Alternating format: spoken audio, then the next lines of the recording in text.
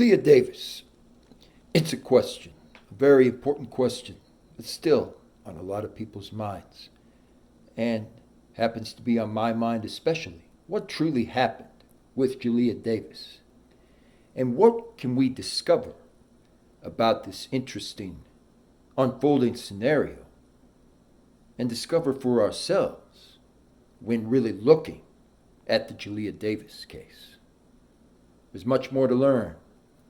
Right up next, JTC channel. Thank you. Now, this is a fairly important and nonetheless short update in the Jaleayah Davis case on the 2010 stabbing outside Monroe's. This connects directly to the case and has some very, very key issues of involvement with the Jaleayah Davis murder. A new suspect was charged in the 2010 murder of 28-year-old Aaron Shearhorn, according to the Harris County District Attorney's Office. This should lead to an exoneration of 42-year-old Liddell Grant, who was in late November released from prison on bond while authorities reinvestigate. Shearhorn was stabbed outside the Blur Bar on December 10th, 2010. Lawyers with the Innocence Project of Texas fought for Grant's immediate release as a recent DNA analysis ruled Grant out as a potential suspect and matched a profile in the system. So, he was directly involved in some fashion with the Jaleayah Davis murder case.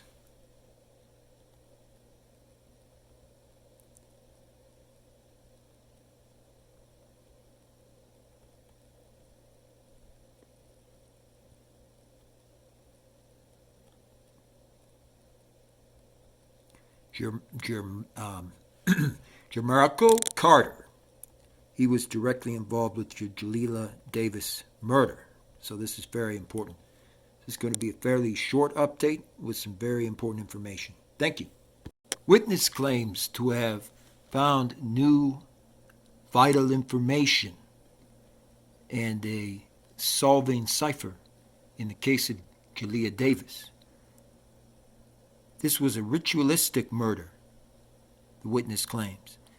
A Masonic murder is done in the same vein as Sandy Hook, or the Cole bombing or Parkland shooting. In fact, let me give you an example. The first person killed in the Parkland shooting was Aladef Alissa. Her name in Arabic means target, using the same Masonic cipher that coded the rituals called the septenary cipher. Her name sums to 1008. Now, pay close attention to this. The Tree of Life shooting in Pittsburgh ended at 108. The Las Vegas shootout ended apparently at 1008. The USS Cole bombing ended at 1118. And now Jaleayah Davis, whose name means Yahweh in Arabic, using the same septenary cipher, equals 1080. And this is the reason also for the choosing of the site at mile marker 181. This is no accident. There is more in the video and more to be uncovered. You will see how the sadistic murderer would keep using the same numbers on the ritual. See also why I suspect the Ben Bay Grotto, which is only one exit from the murder site. It is suspicious for a ritual murder using these numbers. Do you remember how the clothes were folded on the guardrail? Think about how the Lord and so on always folded clothes as a sign on the gravesite. In one Masonic cipher, the clothes folded is equal to 322, or skull and bones. So, and again, I'm just pointing out what has been discovered, and from people who have claimed here that they have solved the murder of Jaleayah Davis. I don't know if I totally agree with some of the things they post about, the cipher codes. I do know that the codes they post are real and are correct, meaning they match ciphers that are known about prior times just on the internet. I don't know if the other information that they are suggesting is necessarily correct, but I will say this. I would not rule it out. It certainly makes a lot of sense due to the issues that occurred during the USS Cole bombing that the murder of Jaleayah Davis would fall along those same lines. No question. So thank you again. Like, comment on the video. Always be certain to get this out to the general public so they can really begin to weigh in on it as well. Thank you. Jaleayah Davis disappeared from her group and was discovered next to a gruesome scene at the mile marker 181. The death was ruled quickly as an accident, but was the way she died impossible to be an accident? We would like to thank our sponsors, Old Time Crime, true crime from 1950 and before with Amber and Christie, because crime is better in black and white. King of the World, find out more about the King of the World podcast. So there was enough that was going on during the Jaleayah Davis murder to consider officially that it was a crime scene, that it was an intentional homicide. Very important. The P code is hanging like off a post on the guardrail. So regardless, the clothes were on the guardrail. They were placed there. It looks like intentionally because they were neatly hanging / folded there. And it just seems to me that if somebody's clothes were ripped off their body from being violently thrown from a car, well, first of all, the clothes would probably show signs of being violently ripped from a body, but also I would imagine that they would be scattered randomly, not all hanging or placed, or whatever verb you want to use. They wouldn't all be in the same place on that guardrail. Yeah, and like you said, I'm sure the clothes would be shredded. Like, to get a shirt off of somebody's body without pulling it over their head and arms, you would have to tear it off. And the bra, I'm thinking of the bra, like, are the clasps ripped? I mean, bras don't just come off. Yeah. It's very, very bizarre. So Jaleayah's car was found with damage to the front passenger side fender. The passenger window was also broken. However, there was no blood or clothing fibers on the passenger window glass. The driver airbag had deployed, but not the passenger. That leads to the conclusion that the driver was alone in the vehicle at the time of the impact. He was helping the case by leading it in the direction she wanted it to go in. Oh, yeah, I could see that too. That she was like, I know this is what happened, so I'm just going to say I saw it. Right. Which is, I mean, obviously that's like really immoral to do something like that because you don't know actually what happened if you weren't there. After many months, Jaleayah's autopsy report was released. The report said that Jaleayah's blood alcohol level was 0.19 when she died, which is more than twice the legal driving limit, which is 0.08. The Sheriff's Department announced that Jaleayah's death was the result of a single car accident and no foul play was involved. This is what the investigators believe happened the night of Jaleayah's death. That she was driving drunk and she hit the guardrail. She was thrown from the vehicle out the passenger side window. The force of being ejected from the car knocked her shoes off of her, and as the car moved forward, her body was dragged across the guardrail and her clothing was ripped off of her piece by piece. Her coat, her shirt, her bra. When her clothes were ripped off of her, they were left hanging neatly on the guardrail. Eventually, Jaleayah landed on the roadway and her car kept going from the momentum of driving so fast on the interstate until it came to a stop a quarter mile up the road. Since Jaleayah was on the road, she was ran over by several semi-trucks, causing her death and decapitation. On the official report, it is said that after Jaleayah hit the guardrail, she flew back over the top of her car before landing on the road, and at some point her body was actually spinning on top of her car. So let's point out one thing here. This isn't going to be played, all the way or anything. There's not going to be any kind of copyrights or anything. However, let's remember that the clothes would have been ripped to shreds in the case of it being some kind of auto accident. They probably would have been burned up. Something about that makes absolutely no sense. And certainly the fact that they were found on the guardrail perfectly folded, we can now confirm somebody placed them there. There's no possible way, of course, that it was the result of an auto accident or was a result of the accident. And the question is, who actually rear-ended the car and who got out and placed those clothes over there? And that is an excellent question. Thank you again for getting this out to the general public. Let's have a lot more eyes on this case to start weighing in, with their own opinions of what's really, truly gone on here. Thank you. Another vital piece of the mystery, now confirmed and finally placed on camera for the first time. A big rig melted down on I-5, that's Interstate 5, north of the Sexton Summit Station, where Jaleayah's car had its little, quote, accident. The truck fired 2 miles from Jaleayah Davis's murder scene on the interstate. The Parkersburg News and Sentinel also reported the news to Jaleayah Davis and her PI. This was on 2/28, so that's the 28th of February, while an identical fire burned a truck to the ground near Hugh Road the day before on 2/27.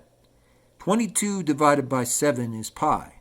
The newspaper reported Jaleayah's murder on the 227th day of the year and on March 13th.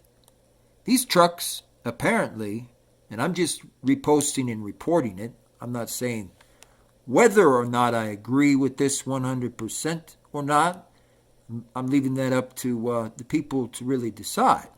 I'm leaning, though, in the direction that because the information on the, on the Masonic symbols and things were actually accurate, numbers-wise they were accurate, that there is a good amount of that truly needs to be taken into account with this whole scenario. These trucks burned to the ground on the interstate highways within 24 hours of each one being hit. The podcast chronicles the Jaleayah Davis murder.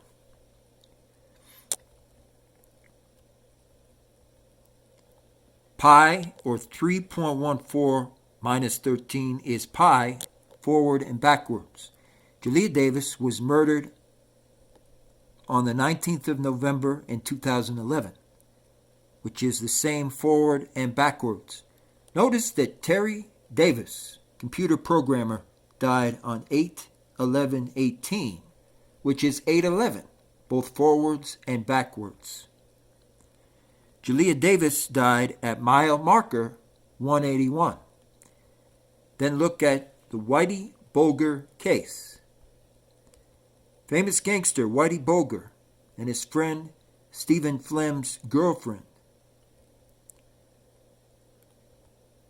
were murdered in what year? 1981. The same as mile marker 181. Whitey Bulger was arrested November 11th, 2011. On October 30th, 2018, he was moved to a prison in Hazleton, West Virginia. Bulger was murdered the same day he arrived by prisoners who had filled their socks full of rocks, allegedly, and beat him. It is no surprise that Hazleton is in the Hughes family cemetery. Jaleayah Davis was taken out in West Virginia in West Virginia State, where Bolger was also killed. Jaleayah Davis's murder occurred 19 days exact to the day after the arrest of Whitey Bulger. Whitey was taken out on October 30th, 2018. Isn't it interesting that many of the people surrounding Jaleayah Davis's murder were also police at the time, and that Whitey was killed in a prison dome? Look at the date when Charlotte A. Hazelton Harris died as 28th of the month of February. Jaleayah Davis was murdered at mile marker 181 on Interstate 77. In 1975, Whitey Bulger sold a car to Hugh Squire, the same day Jimmy Hoffa was taken out. The FBI detained Hugh Squire for the murder of Jimmy Hoffa, believing Hugh was hiding him in the trunk. It is possible that Whitey was about to spill it on what really happened to Jimmy Hoffa. Hugh's wife, Victoria Milan, was murdered in a Civil War battlefield on October 31st, 2011, one day before the arrest of Whitey Bulger. Hugh Square contains the truth of Jimmy Hoffa, JFK, or in numerology, 9/11. So it's very interesting. The numbers that they came up with are, 100% correct. So it makes it very interesting what they are speaking of. And it's a good question. There may be something to the fact that there's a kind of coded message with how Jaleayah Davis was, in fact, taken out and murdered. There may truly be something to that. So, thank you. Continue to get this out to the general public and get this story out there far and wide. I would say that there is something very interesting going on with the dates when Jaleayah Davis, or Jaleayah in this case, was taken out. And we can't discount the fact that she wasn't the only victim who was taken out in a similar way that lines up with these exact dates. So we need a lot more people out there to weigh in on this. Thank you for getting this out to the general public. Just covering this once again because it was updated, of course, in March 2022. I believe one of them were given special treatment. This is taken from one of the posts on the Justice for Jaleayah Facebook page concerning Tabi's interview. There were 2 phone calls between Tabi and Jaleayah before her untimely demise, one at 3:28 and the other at 3:33. Tabi told the lead investigator that during the call at 3:28, she heard Kay's voice, in other words, Kristen, saying, "Give me my keys, Kristen." This was while on the interstate. So now confirmed that the detective confirmed it was actually on the interstate. That eliminates the old story and alibi. That means and proves conclusively, especially with the evidence and the verified eyewitness report with the 9/11 caller not more than an hour later, or 20 minutes later to be exact, that Jaleayah Davis was with Kristen while on the interstate. Kristen was actually in the car, and she had lied the entire time about the fact that she was actually the one who was driving at the time all this happened. It wasn't Jaleayah driving after all. That's right, it was not, because all of this hard evidence confirms the exact opposite occurred. It was Kristen who was driving. And if Jordan or somebody was there in the back to rear-end the car, also, why indeed was Kristen the one driving who had the keys? And then did she not perhaps beat her up or something similar with an accomplice outside of the car, because it's confirmed she was never at her house at that time of 3:33. She was on the actual interstate where the crime occurs. Thank you again.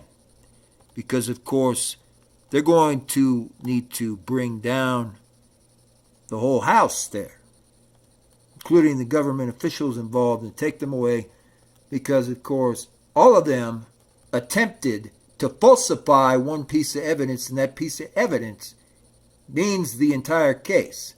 That piece of evidence proves Jaleayah was with Kristen on the physical interstate near marker 181 long before she was killed. So thank you. Continue to get this out into the public eye. Let's get everyone to weigh in as proper, as well as for the jury to look at it further, because Jaleayah was with Kristen in the car. Kristen was never at her house. Kristen was never at her house, apparently.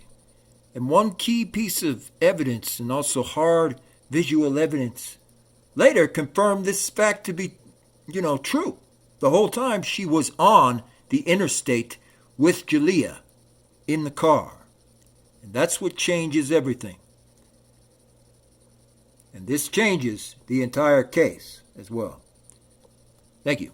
Keep getting this out to the general public and others who have never heard of this case.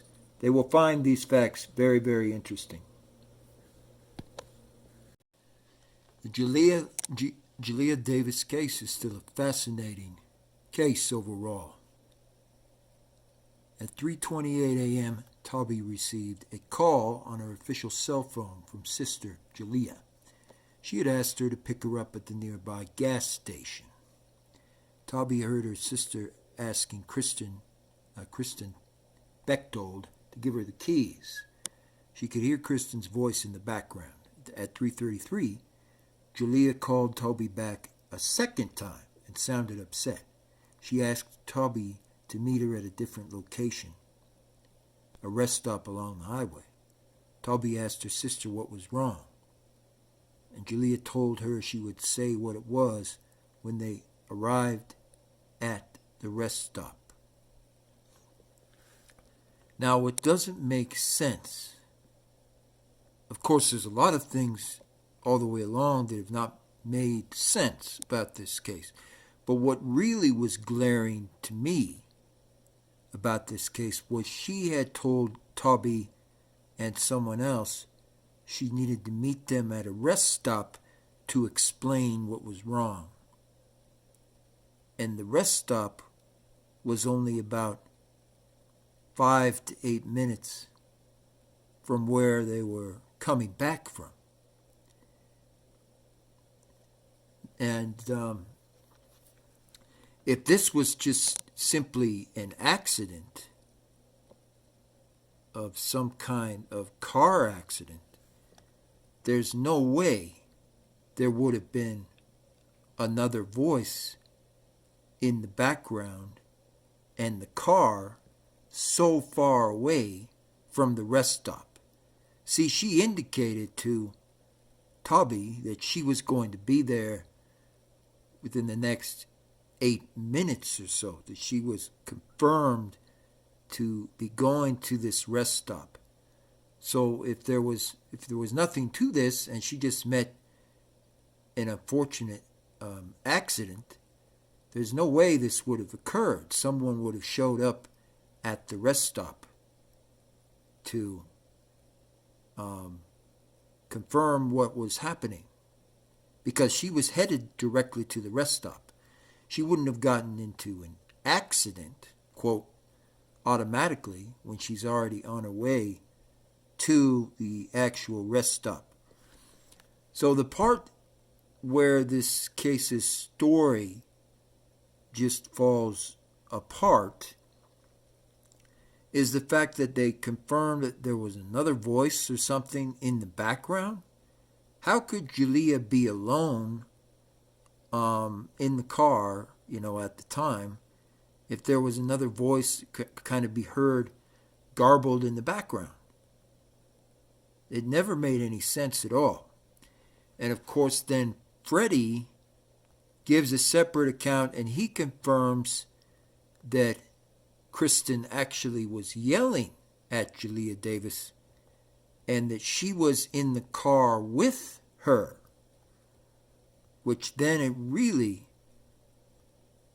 does not make any sense, because it was claimed by the other two witnesses that Kristen was not with her in the car at any time.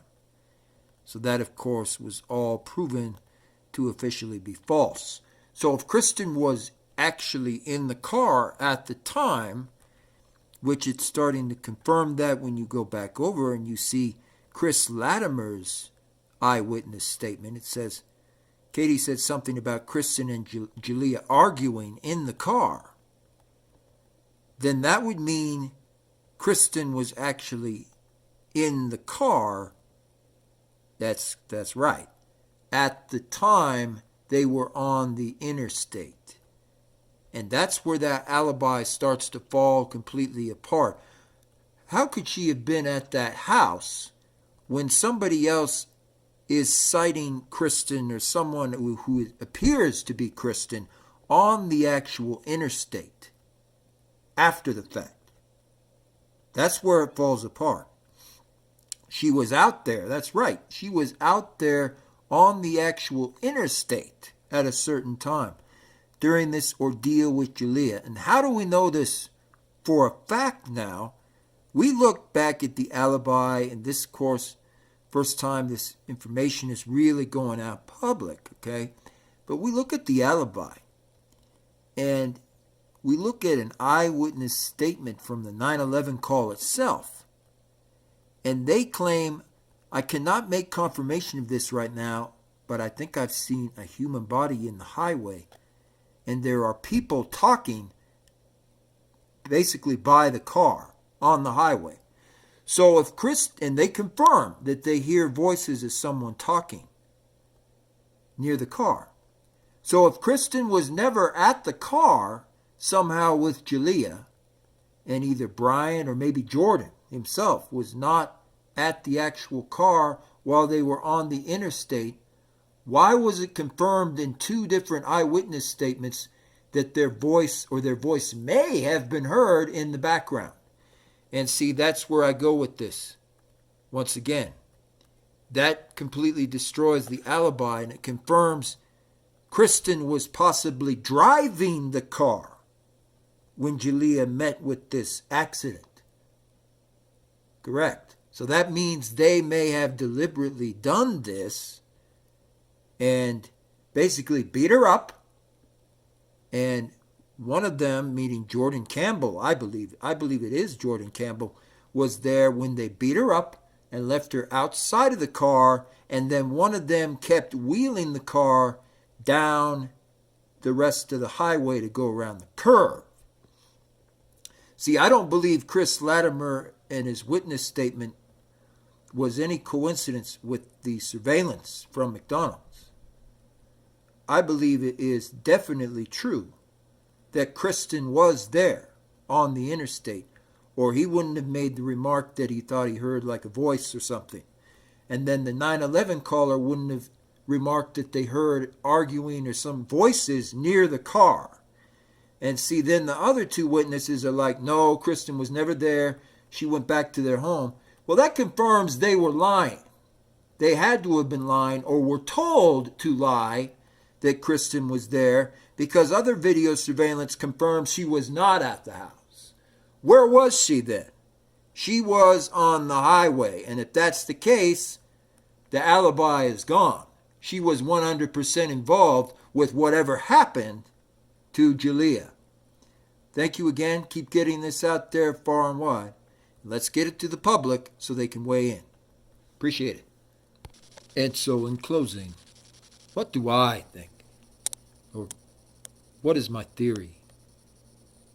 Well, I find it very interesting, the information that came out updated on Jaleayah Davis related to some of the numerology. The numbers do indeed appear to be correct in regards to numerology. So I think that it is very clear to me, in my working theory now, of course, that not only was foul play involved, but of course, Kristen Bechtold was directly involved with this, as was Jordan Campbell. That's right. Because, of course, he is no secret a very big part of this area of West Virginia. And when you look at this, the curb and the way that the guardrail kind of loops around here outside of Pocatello, because this is the area essentially where the accident occurs, it would have been impossible. And now we know it is indeed impossible for Jaleayah to have been in that car alone and then hit something by accident, tossing her outside the window. There's not even any real true damage to the actual windbreak, the windshield area, but there's a huge amount of cracks and damage in the actual passenger window itself. And I went there and I looked up some of the interesting things for myself about the evidence of one of the witnesses involved. And that told me pretty much as a matter of course, Jordan Campbell here, he lived not more than 10 minutes from kind of the crash site of the crash scene in a very rundown area. And there was additional voices on that recording. Correct. And the police originally claimed, otherwise, and other people were saying there were not any kind of additional voices. But when listening to some of the first-hand evidence of it and looking at the eyewitness account of Chris later, there was additional voices there. One of them was Kristen's voice. And so that confirms 100% for me that Kristen and Jordan were involved in Jaleayah Davis's accidental death or really intentional homicide. Because, of course, their voice, an additional jumbled voice, was heard outside of the car at the time all of these horrific things were occurring, and someone was outside of the car with Jaleayah and may have been arguing with her. That doesn't occur in any kind of auto accident that certainly I've ever seen or heard of. So thank you again. We must continue to get the message out. So I appreciate you spreading this and spreading it far and wide. Thank you. We will get it resolved.